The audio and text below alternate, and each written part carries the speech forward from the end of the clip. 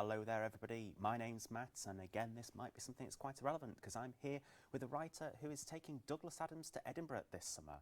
I'm here with Mark Griffiths, the writer of We Apologise for the Inconvenience. Hi. Hello. Hi Mark, and this is a play that's had quite a traction up here in Manchester, and it's been on tour to various places, down to Brighton, across to Buxton and now up to Edinburgh. And I think it's fair to say that you're obviously quite a big Douglas Adams fan. Yes, I think that would be fair to say. How did the play come about? Okay, well, it was inspired by a passage in Nick Webb's biography of Douglas Adams called "Wish You Were Here," and in that he talks about this real life incident where Douglas was imprisoned in the Berkeley Hotel, virtually in London, by his editor in a desperate attempt to get him to finish the manuscript of So Long and Thanks for All the Fish. And in recounting this story, Webb has a little footnote where he says, might make a two-hander play.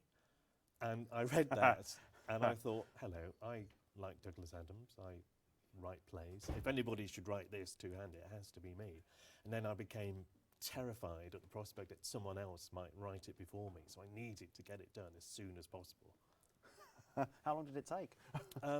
It took about 35 years to research and about 2 days to write, I would say. But fortunately, being a massive Douglas Adams fan, all the research had happened beforehand.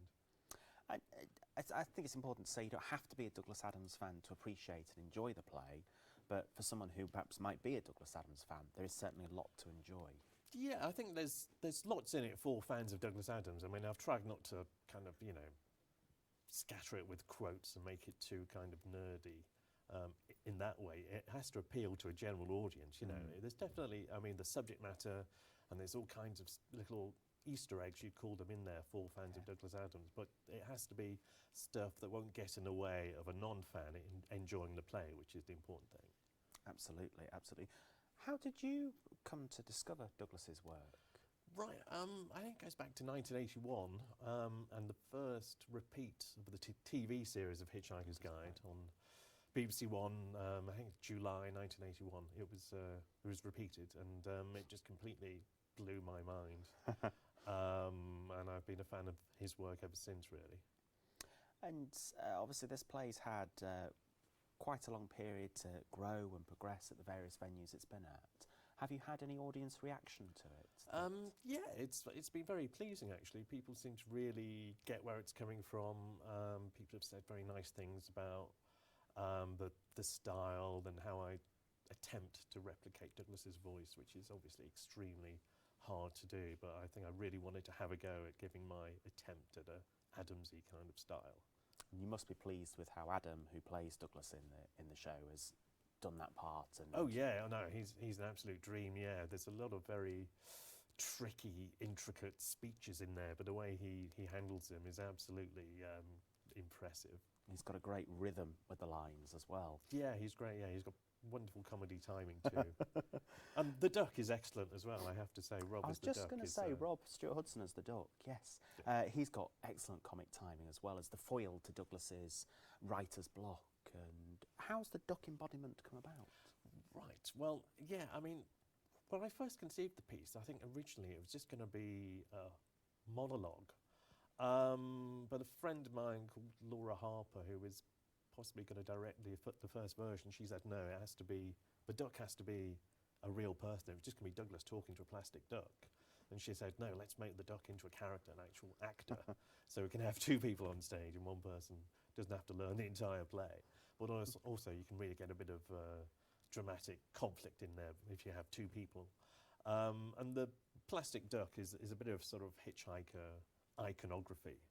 It was famously on the cover of the second Hitchhiker's Guide LP, and there's the quote from the series about one's never alone with a rubber duck. So it was always kind of part of Hitchhiker. So I thought if Douglas is locked in a hotel room and he's taking lots of baths, then quite probably he's going to have a rubber duck there with him that he can moan at. What better thing to come to life, of course. Exactly, yeah. And it's a duck, so when it comes to life, it's very like a kind of living cartoon character. Very much so, as Rob embodies it on stage as well, absolutely. And this isn't the only thing that you've written. You've got quite a wide variety of bits and pieces, haven't you? I've done a few bits and bobs over the years, Matt. Yes, I think that's fair to say. Tell us a little bit.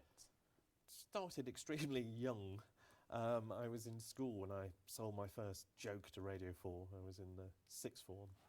And I sent a page of jokes off to a series called Weekending, and I was lucky enough that one got used straight away, and that led to me doing a bit of writing for radio and some bits for TV, Mel Smith and Griffiths Jones. I wrote a bit for their series on BBC One.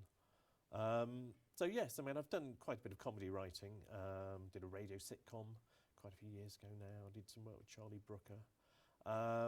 These days, mainly it's children's books I write. I write books for Bloomsbury.